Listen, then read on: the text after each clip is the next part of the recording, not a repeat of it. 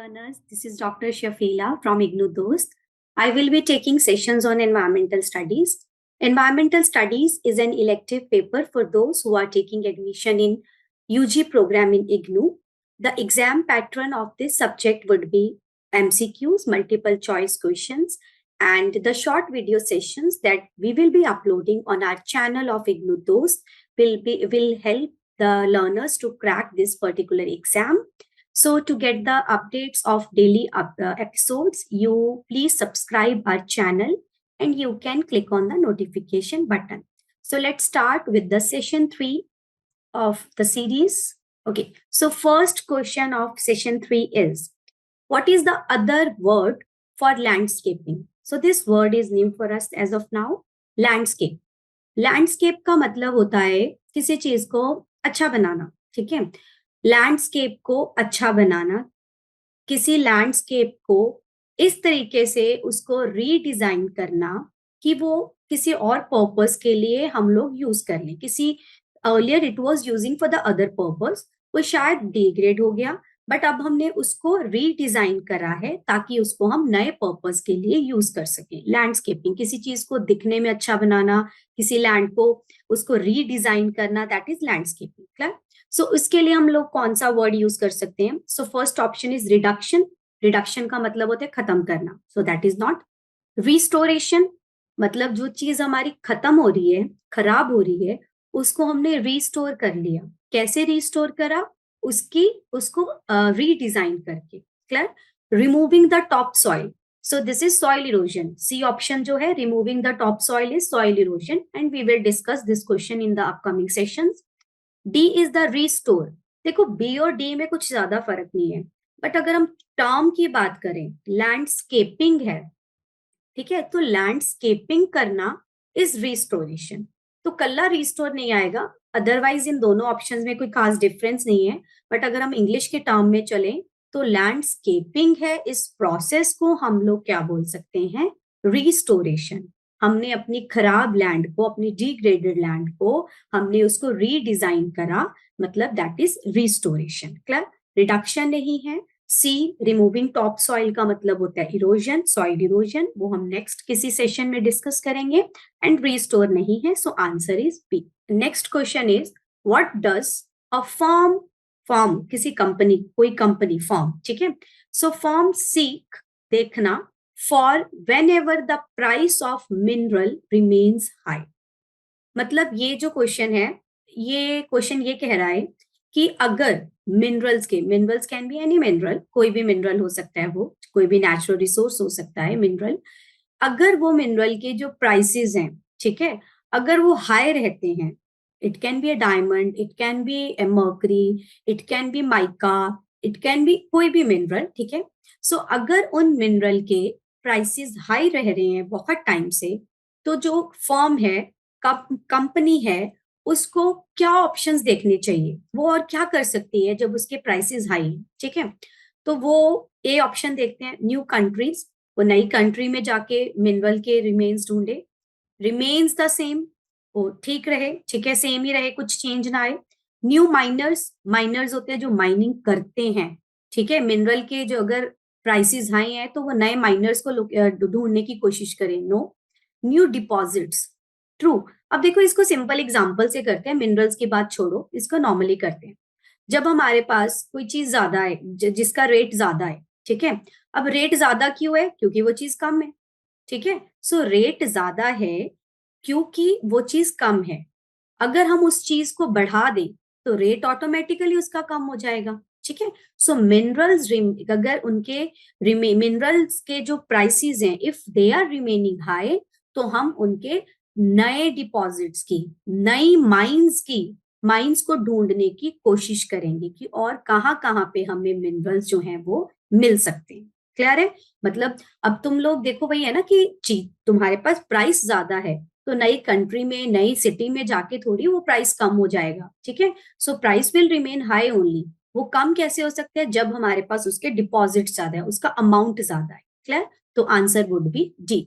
So coming to the third question, which of the following options is not incorporated as sustainable development parameters? देखो sustainable development this word is very important as such, ठीक है। तो आजकल हर कोई, मैंने first session में भी ये डिस्कस करा था कि सस्टेनेबल, लोग कहते हैं कि मेरे जो लाइफस्टाइल है दैट इज सस्टेनेबल, ठीक है। क्लोथिंग इंडस्ट्री में लोग कहते हैं कि मेरा जो क्लोथ्स है, मेरा जो फैब्रिक है दैट इज, ये जो मेरी इंडस्ट्री है that is sustainable. So sustainable development ये जो है आज वर्ड है, आज के टाइम पे दिस इज वेरी इंपॉर्टेंट कि हम लोग अगर डेवलप कर रहे हैं तो करो, लेकिन सस्टेनेबली, ठीक है। डेवलप करो इन सच अ वे कि तुम इकोनॉमी को भी डेवलप कर रहे हो, तुम एनवायरमेंट को भी डेवलप कर रहे हो, एंड तुम्हारे सोसाइटी को भी डेवलप कर रहे हो। ये हमने सेशन 2 में करा था कि सस्टेनेबल डेवलपमेंट के या सस्टेनेबिलिटी के 3 पिलर्स हैं, सोसाइटी, एनवायरमेंट एंड आपका थर्ड आपका है इकोनॉमी, ठीक है। ये हमने सेकेंड सेशन में करा था। तो क्वेश्चन है कि सस्टेनेबल डेवलपमेंट में इनमें से कौन सा पैरामीटर नहीं है। अब देखो सस्टेनेबल डेवलपमेंट के I am telling you the next MCQ, एक एमसीक्यू और बता रही हूँ। सस्टेनेबल डेवलपमेंट के 17 गोल्स हैं, ठीक है। सो SDG, सस्टेनेबल डेवलपमेंट गोल्स कितने हैं? 17।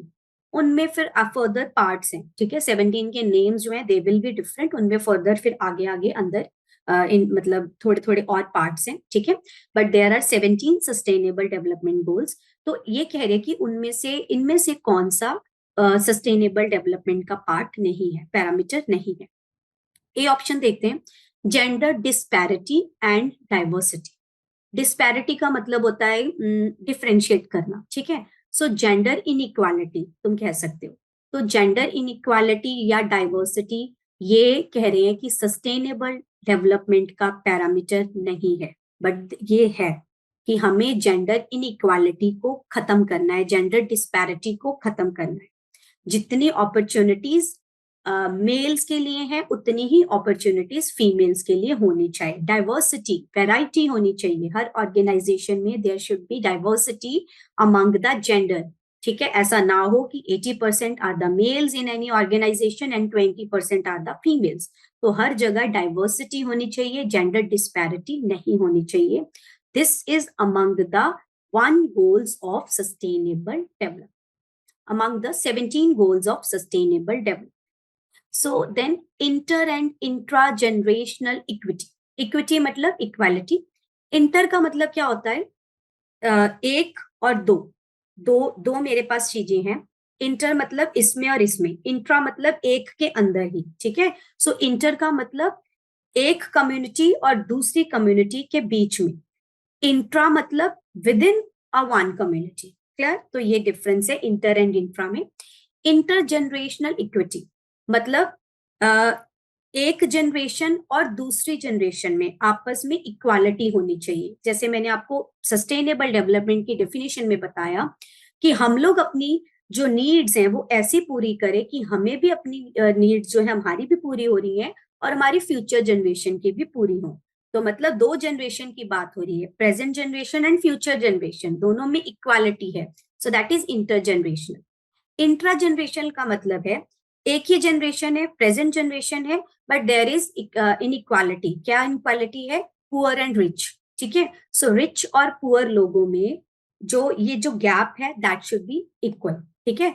Intra generational equality and inter generation equality, it is again one of the 17 goals of sustainable development. Then C option है कैरिंग कैपेसिटी। देखो ये जो वर्ड है कैरिंग कैपेसिटी, ये इकोसिस्टम वहां से आया है, इकोसिस्टम मैं कहूंगी टॉपिक से आया है। And we will be somehow, I believe we will be discussing this ecosystem term in upcoming sessions. So carrying capacity का मतलब होता है कि हर एक इकोसिस्टम की अपनी एक कैपेसिटी होती है कि वो कितने ऑर्गेनिज्म को होल्ड करके रख सकते हैं। एग्जाम्पल से करते हैं कैरिंग कैपेसिटी क्या है। सपोज मेरे पास एक क्लासरूम है, ठीक है। उस क्लासरूम में देयर आर 15 चेयर्स, लेकिन उसमें आने के लिए जो स्टूडेंट्स हैं दोज आर 50। चेयर्स तो 15 है बट स्टूडेंट्स कितने? 50। रिसोर्सेज आर लेस बट जो वहां पे बैठने वाले जो लोग हैं, उनको यूज करने वाले जो लोग हैं, दे आर मोर। तो मेरे उस क्लासरूम की कैरिंग कैपेसिटी कम है क्योंकि उसके पास रिसोर्सेज कम है, बट वहां पे आने के लिए जो लोग हैं वो ज्यादा हैं। Then the learners, the students, they will fight for the chairs क्योंकि उनको बैठना है, उनको क्लास में बैठना है। ठीक है, सो कैरिंग कैपेसिटी का मतलब होता है कि किसी भी इकोसिस्टम की अपनी एक कैपेसिटी होती है कि वो उससे ज्यादा लोगों को या उससे ज्यादा ऑर्गेनिज्म को होल्ड नहीं कर सकता। ठीक है, सो ऐसे ही हमारा जो, तुम कह लो कि हमारी अर्थ है या हमारा जो एनवायरमेंट है, इसके पास लिमिटेड अमाउंट ऑफ रिसोर्सेज हैं। ठीक है, ये उतने ही लोगों को, उतने ही ऑर्गेनिज्म को सपोर्ट कर सकता है जिससे सबको सफिशिएंट रिसोर्सेज मिले। ठीक है, सो कैरिंग कैपेसिटी, ऐसा ना हो ना कि तुम्हारी पॉपुलेशन एक्सप्लोजन हो जाए और रिसोर्सेज है ही नहीं है। ठीक है, सो सस्टेनेबल डेवलपमेंट के ये तीनों पैरामीटर्स हैं: gender disparity and diversity, inter and intra-generational equity, carrying capacity. So answer is none of above. Next question is, environmental studies is defined as the branch that deals with the. So ये तो हम लोग पढ़ ही रहे हैं environment studies. ठीक है, तो ये क्या है एनवायरमेंटल स्टडीज? डिजाइन करना, स्टडी करना, डिस्कवरी करना नए मटेरियल की। ठीक है, तो दैट इज इनोवेशन टाइप्स, है ना, तो ये नहीं है। The study of humanity, social, biological and physical sciences. I hope these terms are obviously clear to you. ठीक है, तो ये कोई बहुत हेवी वर्ड्स नहीं है। तो ह्यूमैनिटी की, सोशल या बायोलॉजिकल या फिजिकल साइंसेस को स्टडी करना is environment? Obviously no. Incorporate the information and physical sciences, ये नहीं है। सो डी ऑप्शन पढ़ते हैं। एनवायरमेंटल स्टडीज एक अप्रोच है about the natural world and the impact of human on its integrity. So this is true.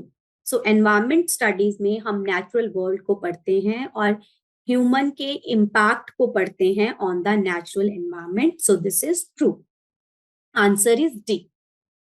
So the last question of the session is, which of the following statement about the ZSI, Zoological Survey of India, is true?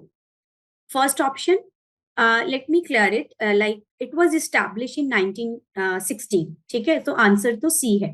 It was established in 1890 at the Royal Botanical Gardens, Calcutta. No. It is first crocodile conservation breeding center in Asia. No. It was established in 1960 to do an organized survey of fauna. What is fauna? So fauna का मतलब होता है animals. ठीक है, so fauna in India. So this is true. It was established in 1982 for research in wildlife management. देखो पहले मैंने आपको बता दिया कि it was established in 1960. ठीक है, अच्छा इससे related let me tell you one MCQ।